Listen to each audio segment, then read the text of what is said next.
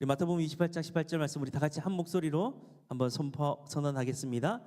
예수께서 나와 말씀하여 이르시되 하늘과 땅의 모든 권세를 내게 주셨으니 아멘. 이 시간 시선 고정 주만 바라보는 동행이라는 제목으로 함께 말씀 나누시겠습니다. 이 새로운 시간 앞에선 우리 모두에게 주 예수 그리스도의 은혜와 평강이 함께하기를 원합니다.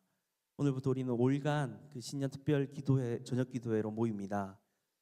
이번 기도회의 전체 주제는 주와 함께 걷는 믿음의 여정 동행입니다. 여러분, 동행이 무엇입니까? 지난번에 말씀드렸다시피 누군가가 옆에서 걷는 것이 아닙니다. 동행이라는 것은 함께 마음을 맞추고 함께 걸어가는 것을 의미합니다. 근데 주님께서 우리에게 약속하신 동행은 내가 함께 할게. 내가 함께 할게. 그리고 내가 도와줄게. 내가 앞서갈게. 나만 따라와. 힘들어? 내가 밀어줄게. 나에게 기대. 그 하나님의 의지가 담긴 하나님의 동행의 약속이고 선언입니다. 그래서 우리는 우리와 함께 하시는 그 하나님께 우리의 시선을 두고 그 하나님의 마음을 따라 나아갈 수 있기를 소망합니다. 올 한 해 우리에게 주신 표가 끝날까지 주와 동행하는 교회입니다. 정말 이 표처럼 우리의 삶의 끝날까지 주와 함께 동행의 걸음이 계속될 수 있기를 소망합니다. 오늘 그 첫 번째 시간으로 동행의 가장 기초가 되는 것이 뭘까요? 저희 집사람 이런 거 하지 말라 했는데 우리 어째 어린 친구들도 와 있고 우리 친구들 동행의 가장 기초가 뭘까요? 동행은 나 혼자 가는 게 아니에요. 옆에 누군가가 같이 가는 거예요. 그러면 나 혼자 막 뛰어가면 될까요? 그러면 동행의 가장 기본은 뭘까요? 시선입니다. 나와 함께하고 있는 사람과 함께하고 있는 사람을 봐야죠. 그 사람을 봐야 함께 갈 수 있죠. 우리 남자 어르신들은 군대를 갔다 오시면 제식훈련을 하지 않습니까? 제식훈련할 때 가장 기초가 뭐죠? 오와이어를 맞추는 거. 그죠? 오와이어를 어떻게 맞추죠? 견눈짓하면서 봐야 되잖아요. 시선. 너무나 중요합니다. 보지 않으면 나 혼자 그냥 가게 됩니다. 그래서 시선이 너무 중요하기에 그 동행의 첫 번째 시선에 대해 함께 말씀을 나누고자 합니다. 오늘 이 자리에 함께한 우리 교회 학교 우리 어린 친구들부터 우리 어르신들까지 저를 한번 보시겠습니까? 그리고 이 질문에 한번 답해 보십시오. 지금 여러분의 눈은 어디를 향하고 있습니까? 네, 맞습니다. 저를 바라보고 있습니다. 이렇듯 말씀드렸던 것처럼 우리가 누군가 함께 걷기 위해서는 먼저 그 대상을 바라봐야 합니다. 눈을 감고 누군가를 따라갈 수 없습니다. 시선이 흐트러지면 발걸음도 비틀어지고 엉뚱한 곳으로 가기 마련입니다. 분명히 처음에 같이 출발했는데 나 혼자 엉뚱한 데 가 있습니다. 그래서 시선이 흐트러지면 발걸음도 비틀어지고 엉뚱한 곳으로 갈 수밖에 없습니다.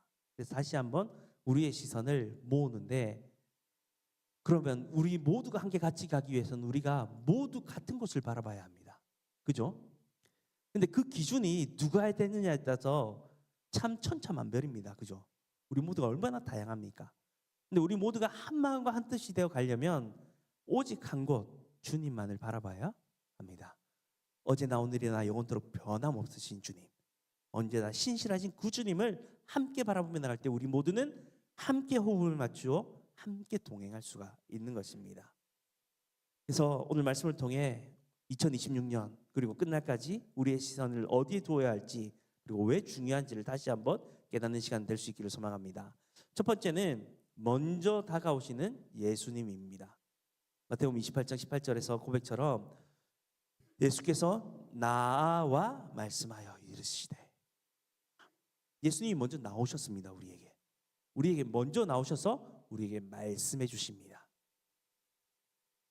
여러분, 동행이라고 하면 우리는 흔히 내가 열심히 하나님을 쫓아가야 하는 것이라고 생각할 수가 있습니다. 내가 노력해서 하나님 옆에 붙어 있으려고 노력하는 그림을 그립니다. 하지만 성경은 다르게 말합니다. 예수께서 나와라고 기록되어 있습니다. 우리가 주님을 찾아간 것이 아닙니다. 주님이 먼저 우리를 찾아오셨습니다. 죄와 허물로 죽었던 우리, 영적인 눈이 멀어 어디로 가야 할지 모르던 우리에게 주님이 먼저 찾아오셨습니다. 이것이 개혁주의 신앙에서는 불가항력적인 은혜라고 이야기합니다.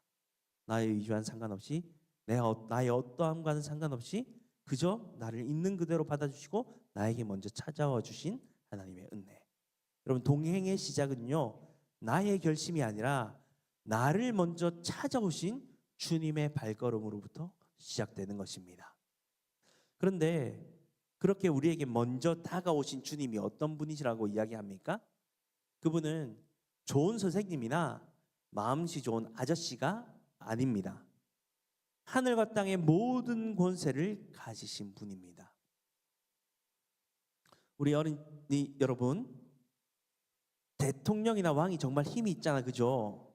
그런데 그 대통령이나 왕보다 훨씬 더 힘세신 분이 있어요.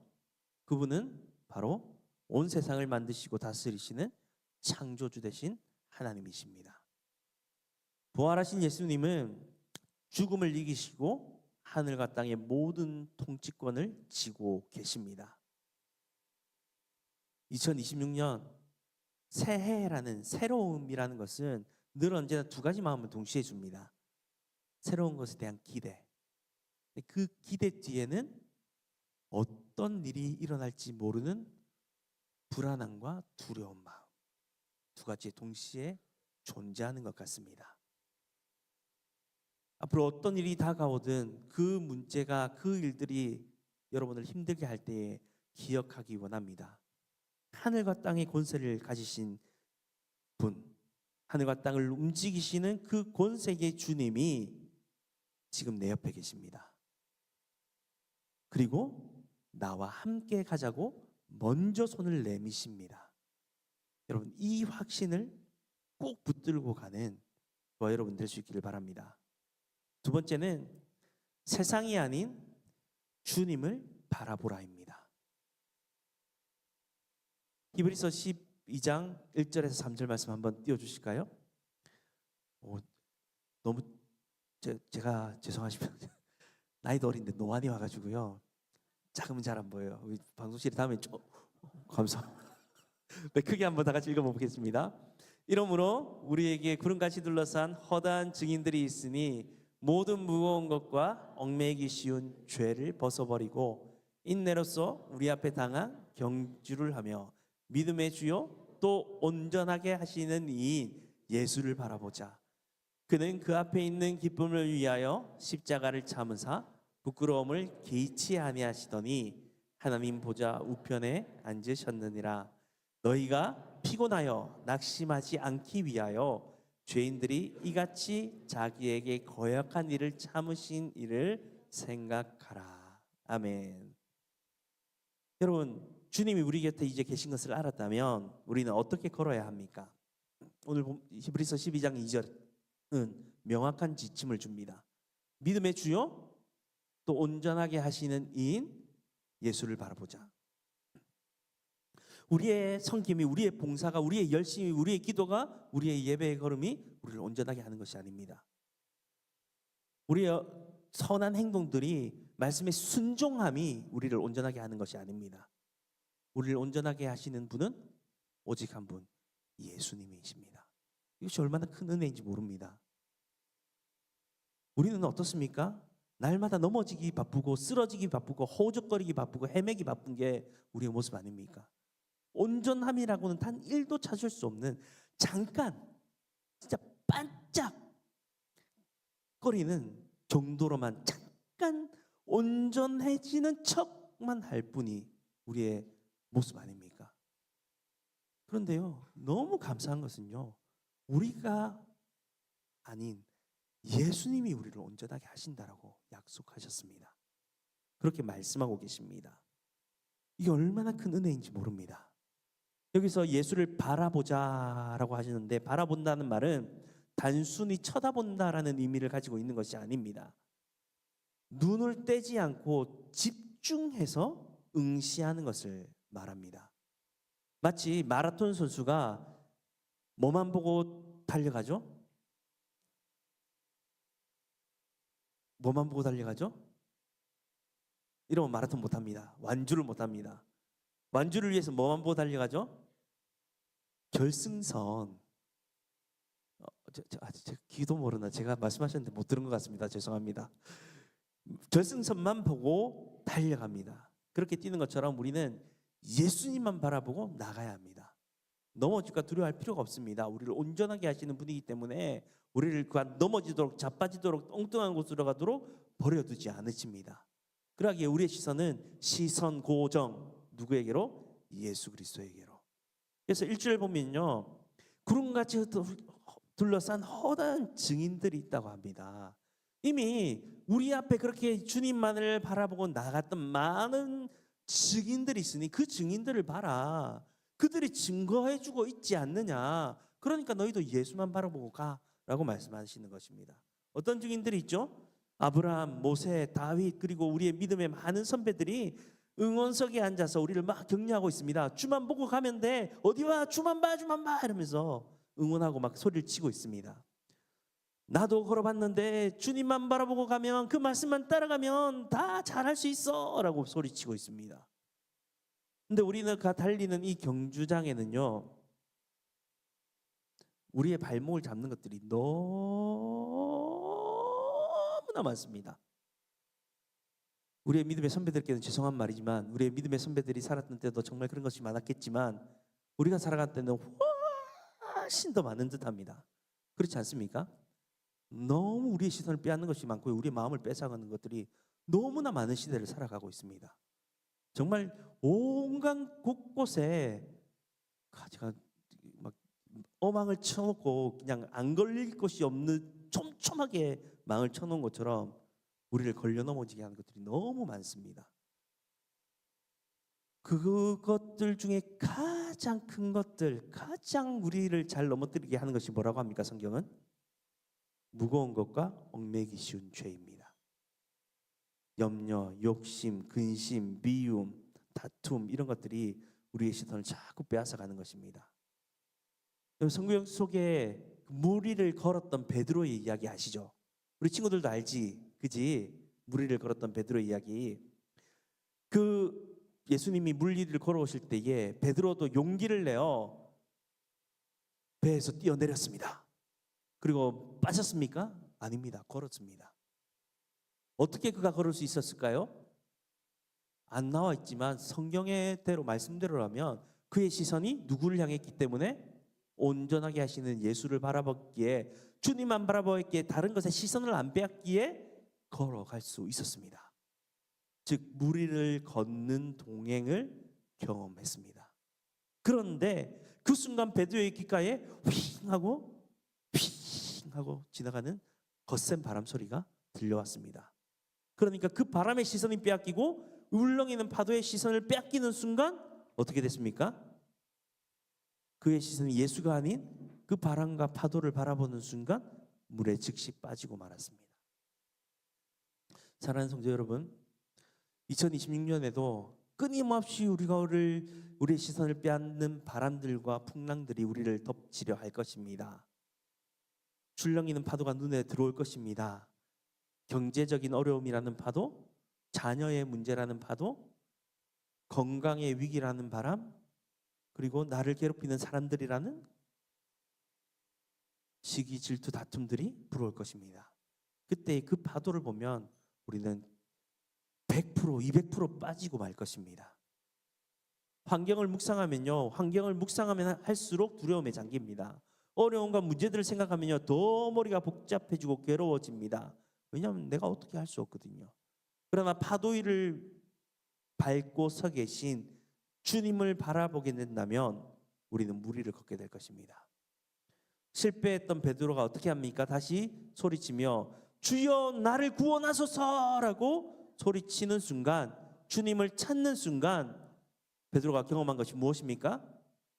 손을 내밀어 잡아주시는 주님을 경험했습니다. 우리의 시선이 세상이 아니라 오직 주님께만 고정되기를 원합니다. 여전히 우리를 괴롭히고 우리를 힘들게 하고 우리를 넘어뜨리려는 많은 문제들과 어려움들과 사람들이 있을 것입니다. 그런데 그 모든 것에도 불구하고 우리의 시선이 주께만 향할 때에 우리는 주와 동행하게 되는, 넘어진 그때라도 물에 빠진 그때라도 주님을 부를 때에 우리를 도우시고 건지시는 은혜를 경험하게 될 것입니다. 우리의 시선이 주님만을 바라보기를 원합니다. 세 번째, 막막함 속에서 오직 주님만을 외쳐야 합니다. 역대하 20장 12절 말씀 한번 같이 읽어볼까요?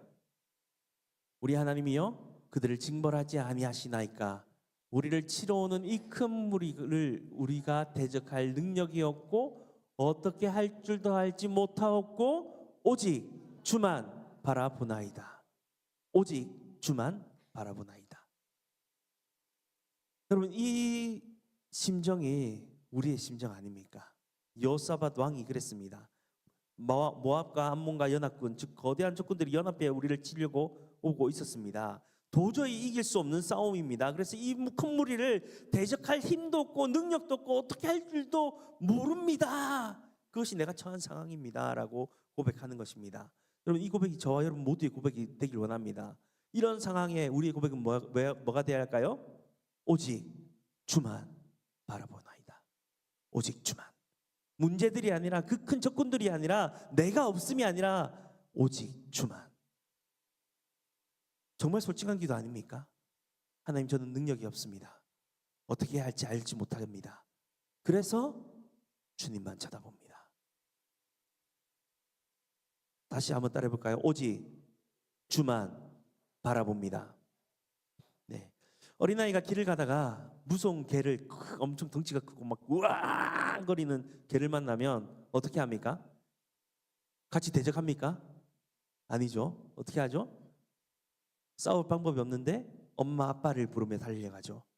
아빠 얼굴을 쳐다봅니다. 그러면 아빠는 그 눈빛이 뭡니까? 아빠 저 봐, 저 개 좀 봐, 너무 신기하지? 우와 저 개 너무 크지? 이겁니까? 아빠 도와줘, 이거 아닙니까? 그렇게 아빠를 쳐다볼 때 아빠가 나가서 해결해 줍니다. 그 아빠를 쳐다보는 시선은 믿음의 시선입니다. 어려운 문제들 앞에서, 큰 두려움 앞에서 우리의 시선이 오직 주를 향해 바라볼 때에 주님께서 우리를 도와주실 것입니다. 새해 시작부터 참 마음이 답답하신 분들도 많을 것입니다. 참 해결되지 않은 많은 일들과 쌓여있는 많은 문제들이 어떻게 해야 하나라고 막막하실 것입니다. 저도 제 배만 보면 막막합니다. 아이들의 키만 봐도 걱정이 됩니다. 엄마 아빠를 닮으면 안 되는데. 근데 어쩔 수 없지 않습니까? 그죠? 그래서 주님, 배 들어가게 해주세요만 하는 게 아니고 열심히 노력하긴 하지만 아무리 노력해도 안 들어가더라고요. 주님이 은혜를 주셔야 됩니다. 네, 우리의 무능력함을 인정해야 합니다. 그 무력함의 자리에서 우리의 고개를 들어 전능하신 하나님을 바라봐야 합니다. 여호사밧이 주만 바라보았을 때 하나님은 이 전쟁은 너희에게 속한 것이 아니라 내게 속한 것이라 말씀하시며 직접 싸워 승리하게 하셨습니다. 여러분, 문제가 크십니까? 문제가 더 클수록 하나님을 향한 시선이 더 강렬해져야 합니다. 주님을 향한 부르짖음이 더 세져야 합니다. 주님께서 해결해 주실 것입니다. 네 번째, 갈 길마다 다섯 번째 가야 되는데, 네 번째, 생명을 얻는 시선이 있습니다. 우리의 시선은요, 생명을 얻는 시선이 되어야 합니다. 주님을 바라보는 것은요, 단순히 문제를 해결하는 차원을 넘어서 생명을 얻는 유일한 길이 되기 때문입니다. 광야에서 이스라엘 백성들이요, 길을 걷다가 불평하다가 뱀에 물려 죽게 되었습니다. 온몸에 독이 퍼져서 곳곳에 죽어가는 사람들의 소리가 들리고 그 울음소리가 들리고 아픔에 죽어가고 있었습니다. 그때 하나님은 모세에게 처방전을 줍니다. 노스로 뱀을 만들어 장대 위에 달라. 그리고 하신 말씀이 중요합니다.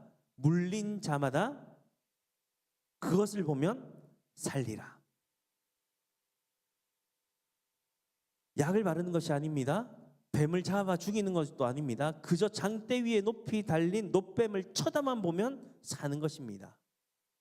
어떤 사람은 뱀에게 물렸는데 뱀은 쳐다보기도 싫어. 뱀을 보면 낫는다고 쳐다보기도 싫어. 안 본 사람은 죽었을 것입니다. 근데 재미있는 상상을 해봤습니다. 뭐 뱀에 물려가지고 지금 죽어가고 있는데 뭐 저 뱀을 말하고 하고 뱀을 본 사람은 어떻게 됐을까요? 왜요? 뱀을 본 즉 살리라 말씀하셨으니까 아마 살지 않았나 저는 생각을 합니다. 약속하신 대로 하시는 분이기 때문에. 그 뱀을 본 즉 살리라 하셨기에 어떻게든 뱀을 본 사람은 살았을 것입니다. 정말 믿음이 강해서 뱀을 보면 산다고요? 봤던 사람도 살았을 것이고, 믿음 없이 불평하면서도 뱀을 봤던 사람도 살았을 것입니다. 이게 얼마나 큰 은혜인지 모릅니다. 정말 믿음이 대단한 사람만 살았다면요, 이스라엘 백성들 중에 살아난 사람 없을 것입니다. 손에 꽂을 것입니다. 그렇지 않을까요? 반신반의하면서 봤던 사람 너무 많았을 것입니다. 옆에서 보는 것 보면서 살았던 사람을 보면서 그러네 하고 봤던 사람도 살았을 것입니다. 우리의 믿음이요, 대단한 사람만 큰 일을 이룰 수 있는 것이 아닙니다. 아무리 믿음이 없어도요, 말씀하신 대로 나아갈 때, 주님을 바라보고 그 말씀을 따라 나아갈 때에 주님이 역사하십니다. 우리는 그 말씀을 믿고 순종하며 나아갈 때에 우리가 순종하는 것이 아니라 순종하게 하십니다. 예수님은 요한복음 3장에서 이 사건이 바로 자신에 대한 이야기라고 하셨습니다. 십자가에 달린 예수 그리스도, 죄의 독이 퍼져 영원히 죽을 수밖에 없는 우리에게 하나님은 다른 어려운 조건을 요구하지 않았습니다. 돈을 많이 내라, 착한 일을 많이 해라, 사람들 많이 도와줘라, 고행을 내라 하지 않으셨습니다. 오직 한 가지, 믿음으로 십자가의 예수를 바라봐라. 우리 교회 안에 아직 구원의 확신이 없으신 분이 계십니까? 혹은 신앙생활을 오래 했지만 그 구원의 기쁨을, 감격을 잃어버린 분이 계십니까? 다시 십자가를 바라보십시오. 나의 행위가 아닌, 나의 어떠함이 아닌, 나를 위해 물과 피를 쏟으신 어린 양 예수를 바라보는 것, 그것이 구원이며 그것이 동행의 시작입니다.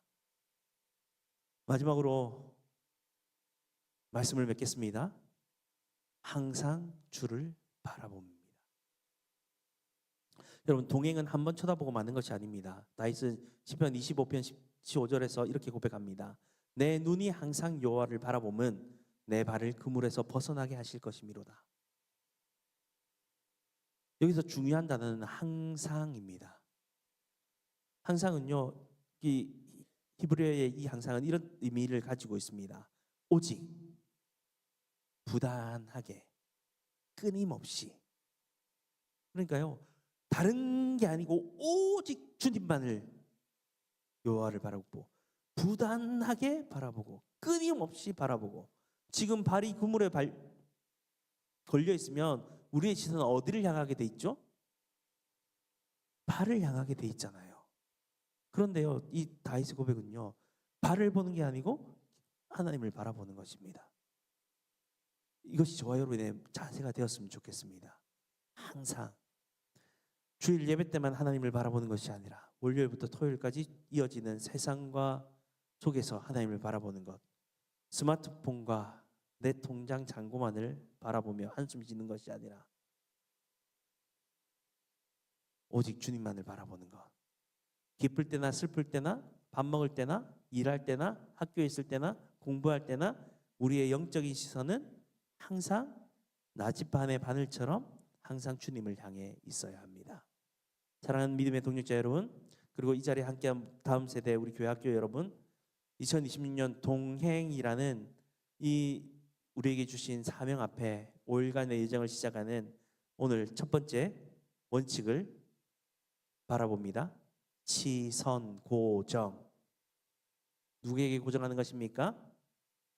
우리의 시선을 오직 예수님께, 고정하며 출발하는 저와 여러분이 되길 원합니다. 문제보다 크신 하나님을 바라봅시다. 우리를 위해 십자가에 지신 예수님만 바라봅시다. 내 계획과 내 판단이 아니라 모든 것을 가지신 주님만을 의지하며 오직 주만 바라보나이다 라고 고백합시다. 그리하여 올 한 해 베드로처럼 세상의 그 파도 위를 풍랑 위를 걸으며 주와 동행할 수 있기를 바랍니다. 여호사밧처럼 어쩔 수 없는 엄청난 적군들이 몰려와 위협당할 때에 주님을 바라봄으로 승리를 경험할 수 있기를 바랍니다. 다윗처럼 그물에서 벗어나는 안전한 동행을 누리는 저와 여러분, 우리 교회가 될 수 있기를 간절히 소망합니다.